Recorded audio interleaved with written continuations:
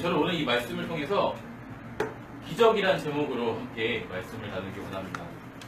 제가 조금 전에 잠시 기적을 경험했습니다. 제가 설교에서 하고자 했던 그 모든 내용을 정승희 전사님이 다 찬양 한국어로 있던 다 이야기했던 설교를 안 했을 것 같아요. 제주도에 갔다 와서 많이 영성이 많이 풍부해진 것 같아요. 우리는 누구나 기적을 꿈꿉니다. 그래서 내가 가지고 있는 어떤 한계나 그리고 내 삶의 어떤 필요들이 정말 기적처럼 이루어지는 것들을 바랍니다.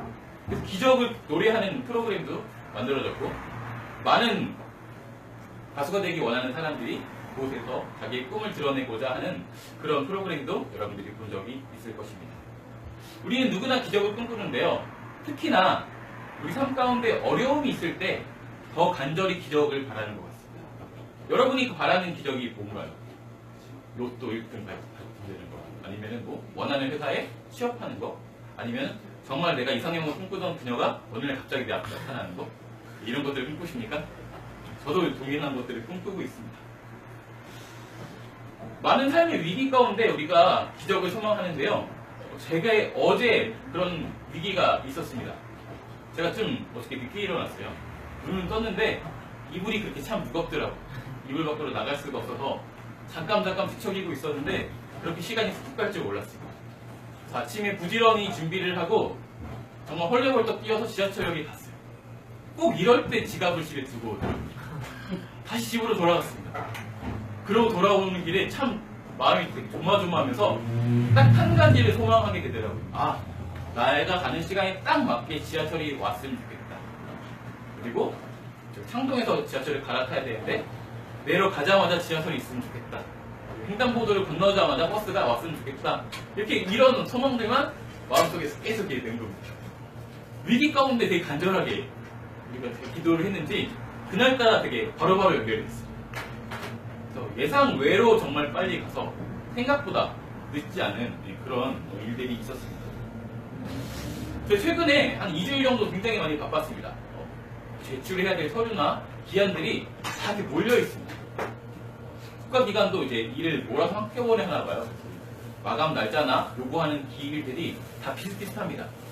그래서 마음을 쏟아야 할 때, 시간을 써야 할 때가 뭉쳐있다 보니까 제가 이제 계속 서류를 만들고 뭔가 계속 마리를 써야 되는데 때마침 정승희 전사님은 또 졸업을 앞두고 있어서 시험으로 굉장히 바쁘셨습니다.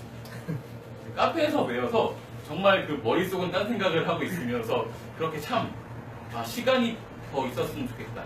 몸이 두 개였으면 좋겠다라는 그런 소원, 그런 기적들을 참 꿈꿨습니다. 여러분들도 그런 경험들이 다 있었을 것 같습니다. 삶의 어려움, 특별한 이런 것들은 경중을 가리지 않고 항상 우리 가운데 있습니다.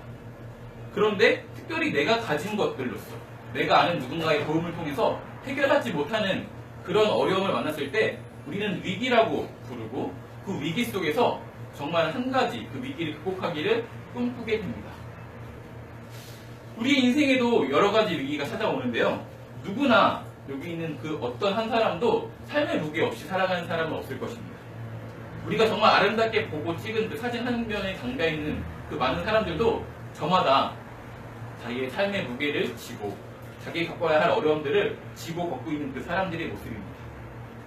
누구나 삶의 무게를 가지고 있고 누구나 살아가기 위해서 필요한 여러 가지 필요들 때문에 내게 요구되는 여러 가지 사항들 때문에 위기를 경험하게 됩니다.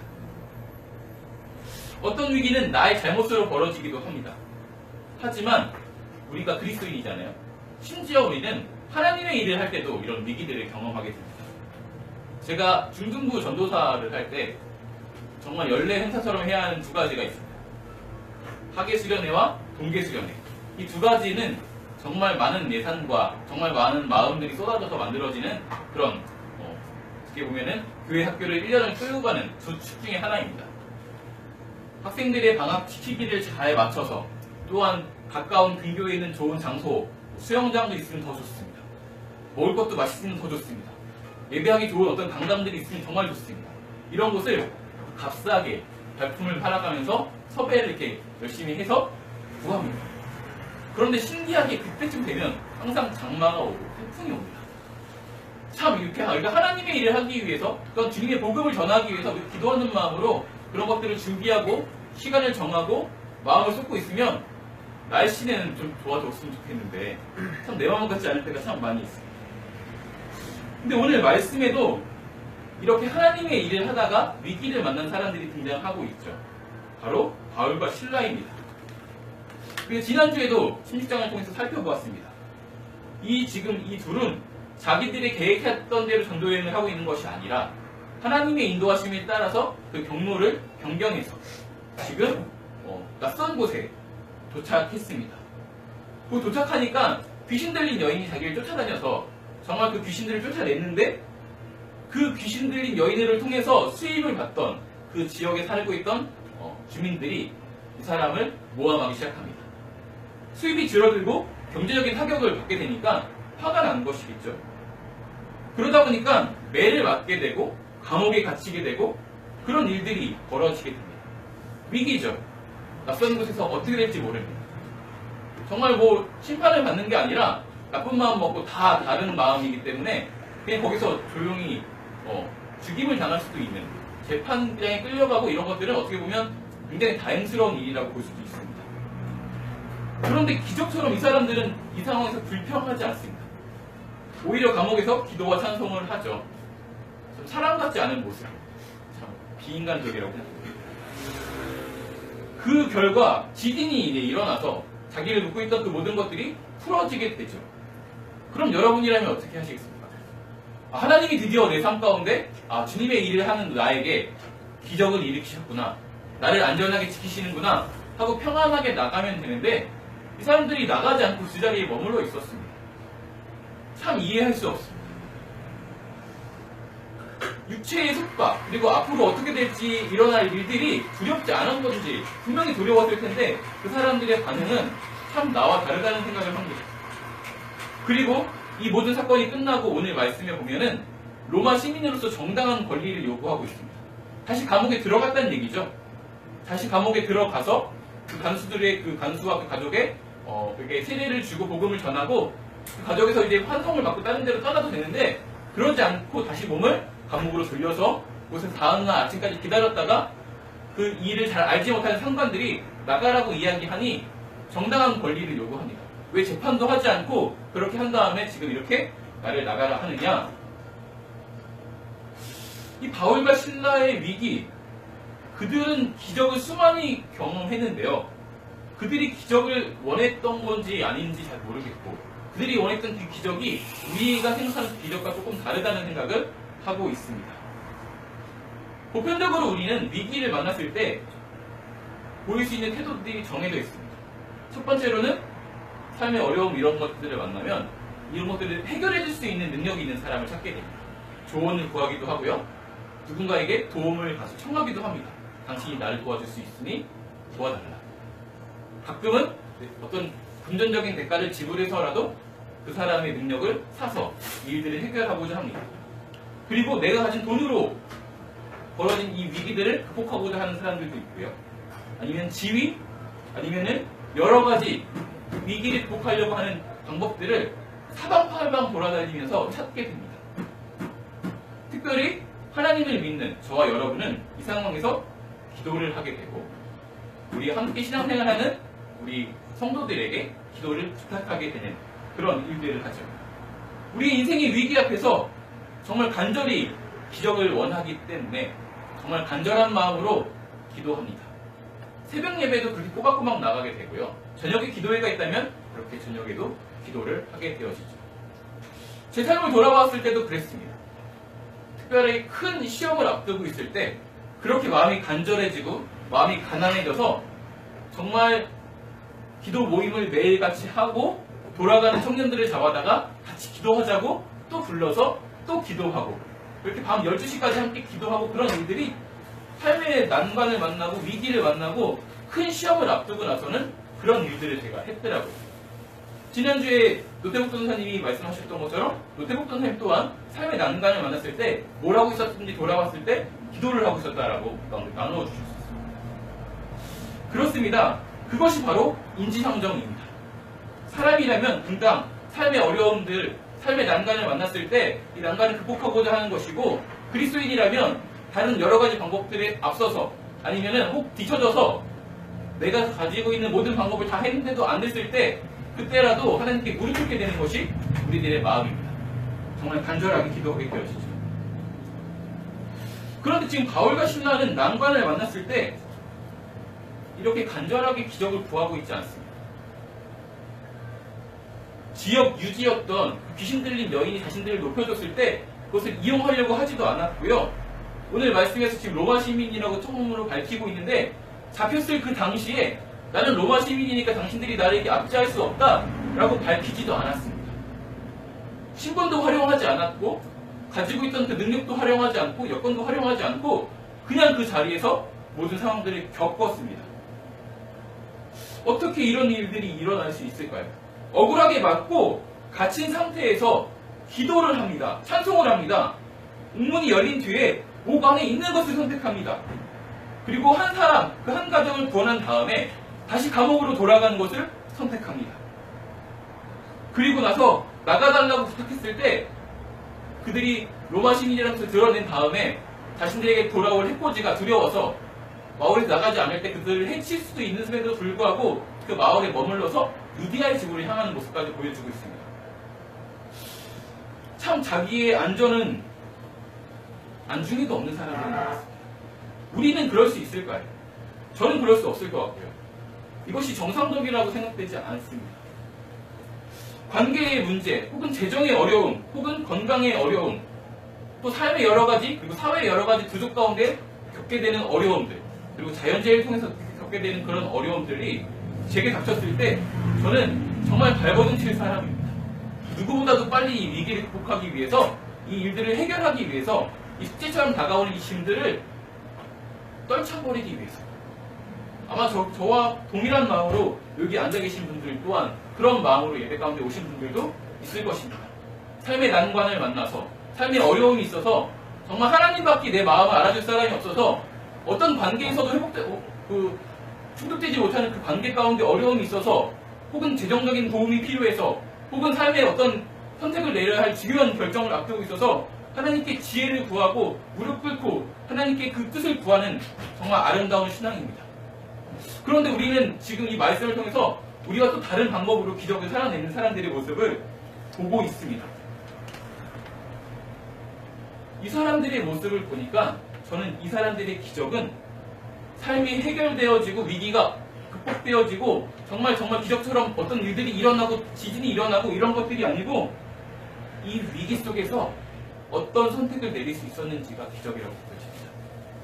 이들이 했던 선택은 참으로 대단한 선택인 것 같습니다. 정도를 지켰습니다. 목숨을 위협받는 그 상황에서도 꿋꿋이 자기가 처해진 그 상황은 그 자리를 지키고 앉아 있었습니다. 이들이 어떻게 그럴 수 있었을까를 어저께 하루 종일 묵상을 했는데요.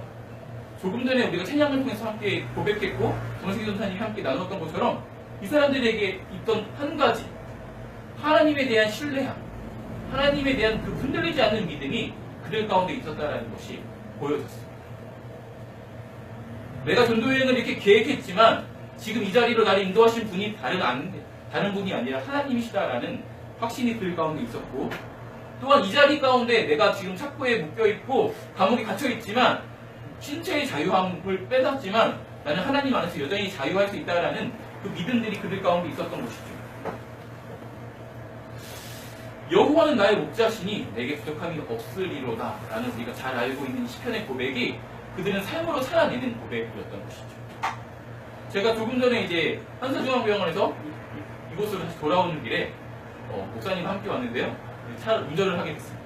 제가 아는 길로, 그리고 내비게이션에서 가르쳐주는 길로 왔다면 절대 이 시간에 도착할 수 없었을 텐데 길을 아는 목사님과 함께 동행을 하니까요. 더 가까운 길, 막히지 않는 길로 저를 인도해 주시고, 그래서 예상보다 빠른 시간 내에 와서 한숨을 돌리고 여유있게 식사를 할 수 있는 그 시간까지 생겼습니다. 길을 아는 누군가와 동행한다는 것은 이런 것 같습니다. 우리가 고백했던 것처럼 나를 나보다 잘 아신다라고 고백하는 우리들의 모습이 있습니다. 내 삶을 인도하시는 분이 하나님이다라는 고백이 있습니다. 예수님께서 나의 목자시다라는 고백이 우리 가운데 있고요. 예수님이 나의 길 되신다라는 고백이 우리 가운데 있습니다.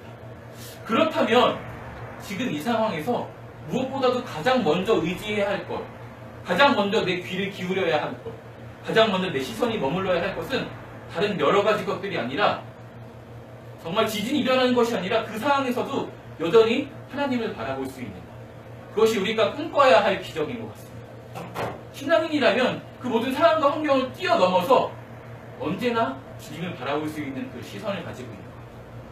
다른 여러 가지 선택을 할 수 있지만 당장 피해볼 수 있는, 손해볼 수 있는 그 선택을 기꺼이 해가면서 하나님의 말씀이 이것이기에, 하나님의 공의와 정의가 이것이기에 내가 이것을 선택했을 때도 여전히 나를 인도하신 분이 하나님이신 것을 믿기에 그 자리에 머무를 수 있는 것, 그것을 선택할 수 있는 것이 바로 기적인 것 같습니다. 물론 그 길은 쉽지 않습니다. 저 또한 그렇고 여러분들 또한 많이 결단하고 다짐했을 것입니다. 우리 가운데 있는 많은 상황과 환경 가운데 휩싸이 우리들의 눈을 빼앗기고 마음을 흔들리게 됩니다. 아니, 어려움을 만나게 되면 시선이 너무 좁아져서 다른 사람의 조언을 들을 수도 없고요, 하나님을 바라볼 수도 없습니다. 그것이 바로 우리가 가지고 있는 연약함이고 한계입니다.